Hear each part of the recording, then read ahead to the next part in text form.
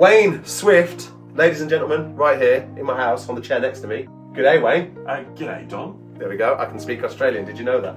Well, it didn't sound Australian to me. As a matter of fact, if you speak a bit slower for me, that would really help out. The problem is if I speak slower... You guys apparently speak English. It's difficult for me to understand. If I speak slower, I start speaking like a Midlander. Good day, Wayne. And how's that for the audience? They like Midlanders or they love they're Midlanders. A bit uncomfortable? Midlanders have a great reputation in the United Kingdom. You're pleased to know. Now, we're here to talk about the Premier League, are we? No, we're not here to talk about the Premier League, although you'd like to. A good Australian surname, Postecoglou, I believe. There we go. I mean, you've never found such a boastful Australian because they've got one manager. I didn't know what the Premier League was until Postecoglou joined. And Tottenham now are having a kind of a series. Having a great series, and we're happy to talk about it at the moment. But I'm sure it will last a long time knowing Tottenham. Yes, I'm sure it will. A few moments later. Leadership. You happen to be a leader. You lead a I local do. church with your wife Ruth. Yes. Resound. Yes. Apparently, looking at it, it looks like it's going really well. It's going great. Yeah, Planting churches. You planted a couple of churches, eh? Planting a couple of churches. We're seeing people make decisions for Christ. We're making disciples, and for me, I think that's the most important thing. Seeing disciples made. That's the critical thing. National level, you are responsible for spearheading Acts Global with your NLT. Yes, that's correct. Which is the Australian Apostolic Church. Yep. That seems to be going well. Yeah, we're planning 14 churches at the moment, which is great, and that's over the last 12 months or so we're really excited about that. So, I mean, obviously, you've got a little bit of experience in leadership. A little bit. A little bit. So you've been the national leader for how long? 8 years? 10 years. 10 years, wow. 10 years. You've been leading Resound how long? 25 years. So your ministry is marked with longevity. Inconsistency. Inconsistency, right? And short-term commitment, yes. Short-term commitment. So long-haul ministry, yes. Faithful ministry. I'm sure in that time you've had highs, you've had lows, you've had amazing moments, you've had challenges. But on the whole, you're seeing a trajectory of growth and fruitfulness in a movement and in the locality. What's the secret, Wayne? Tell us, what's the secret? Persistence. Persistence. All right. There are good seasons, there are difficult seasons, but the key is persisting. Knowing what you do, why you're doing it, communicating it clearly and well, and persisting. It's like growing a fruit tree. You've just got to keep tending that tree until you get the result that you're after, which is fruit on the tree. And I'd say it's the same with people, it's the same with the church, it's the same with the movement. People need consistency, they need security, they need a sense of hope. They're happy to put in the hard yards if they know that you're in with them for the hard yards. And so that means, some of our church plants will grow quickly, and we all applaud that, get excited.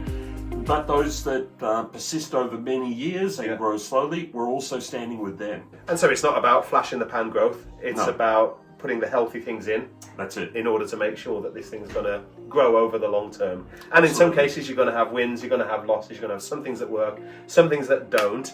So persistence, perseverance. I was reading in James the other day that perseverance must finish its work so that you may be mature and complete, not lacking anything. So the key to actually growing in maturity in leadership and the key to actually not lacking anything, which is a hard thing for our head to kind of conceive, the key to that is perseverance. And you only need perseverance when you're challenged. Absolutely. Otherwise you don't need perseverance. Yeah, that's so the exactly key right. So the key as a leader to your growth and the growth of the church you lead or the ministry that you're kind of leading is actually challenges are essential to the completion of what God wants to do in you and through you. Absolutely. And challenge isn't something that you choose. You don't have a choice. It comes your way anyway. We're in a spiritual battle. We're not fighting against flesh and blood. We've got to get that clear in our mind. It's not a flesh and blood battle. It's about spiritual authority. And that means at times we need to work with people. We need to work on people. But if we keep in the forefront of our thinking, this is a spiritual battle where we're trying to win the souls of men and women, then we attack the thing in a whole different way. And for me, you just got to get in there and you've got to persist through. I love the picture of Paul. He'd go into a town or a village, he'd preach the gospel, get beaten up, dragged out, dead, and he brushes himself off, gets up again, and where does he go? Straight back into the same town. And you sort of think I admire that quality, and sort of build a picture of what Paul was like. He's a gritty, short, bald Jewish man who never gives in. It sounds like you're describing yourself there, Well, Wayne. yeah, I probably don't have the required. There's some other attributes that Jewish men would have that I probably don't have. But let me tell you, here's the picture of a hero. You know, not the superstar who's singing some song over and over again, getting paid millions of dollars. He's the picture of a hero because he's gritty. He probably wasn't such an eloquent speaker either. Well, no. The time he was preaching, the young guy fell out the window dead.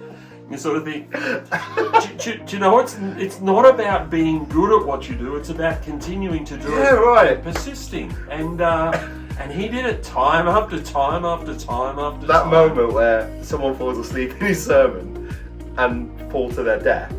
I mean, that's a deadly sermon right there. No, it's a deadly sin. Now that may happen to you, but be sure you need to have the same gift as Paul did. He was able to raise I know, from the dead. I know. I mean, it's fine if you... You can preach people to death, providing you've got the argument to raise them You're going back to be able to up. raise them back up again. I mean, another thing, you're talking about perseverance and Paul and the qualities that he possessed. Even Agabus, when Agabus gets up and says, don't go to Jerusalem, this is going to be really bad for you. Like, give me a belt and I'm going to show you what's going to happen. And Paul's like, I'm ready to die, let's go. That's right. It's like Paul says, tell me something I don't know. It's like, it was information for everybody else which described his character. Whatever your circumstance, whatever challenge you face, you need to gain your grit. Yeah, But you don't gain your grit from other people, you gain your grit from God. Yeah. It's like there's got to be this reassurance Yeah. that you're doing what God has called you to do and persist until you get to the outcome. It's great, you know, Dom, you opened up with that nice sort of story of our life, but the reality is our life has been hard step after hard step after hard step.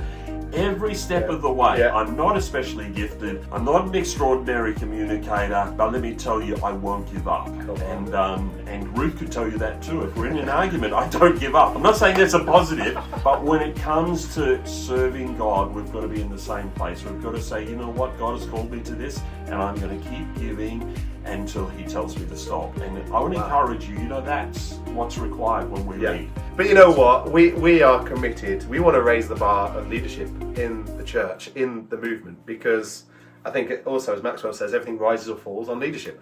We're in a time where we need to reinstall that sense of vision, grit, perseverance, initiative, that sense of let's get after it. You know, no excuses, no becoming a victim, no just saying, oh, it's someone else's fault, it's someone else's job, but leaders rising to the mantle that God has placed upon them for such a time as this. I would encourage you to, you know, if God has called you, the job's not done. And you need to persist until it is done. He'll give you all that's required. We talk about God being our provider financially, but He doesn't only provide financial resources. He'll provide you the skill, the wisdom, the tenacity, the insight, the discernment that you need. If God has called you to the place where you are, then rely on Him. He'll give you all that you need to achieve the task that He's got in mind for you to do. I'm not saying it'll be easy. It may not be easy, but most things that are worth accomplishing are not. They don't come easy anyway. But can I encourage you, persist, push through. As you do, I believe that God will give you all that you need to accomplish what He's got in mind. As a movement, we are passionate about raising the bar of leadership. I think God's means to actually impact this world is to see flourishing churches all over the place, actually impacting the community with the good news of Jesus. And actually leadership is crucial to that end. And that's why in 2024, we are bringing next sessions back. Myself, Louise and others, we're going to be sitting down with some great leaders like Wayne, and we're just going to be asking them questions, creating a space for conversations. We're going to be broadcasting things live so that you can get involved in the conversation too and ask your questions, because really what we want to do is stir one another up. We want to stir one another's faith and actually build that sense of belief that God isn't finished yet and God is still at work. So watch this space. It's going to be an amazing thing in 2024 as we see a continuation and development of next sessions bettering your leadership. Excellent.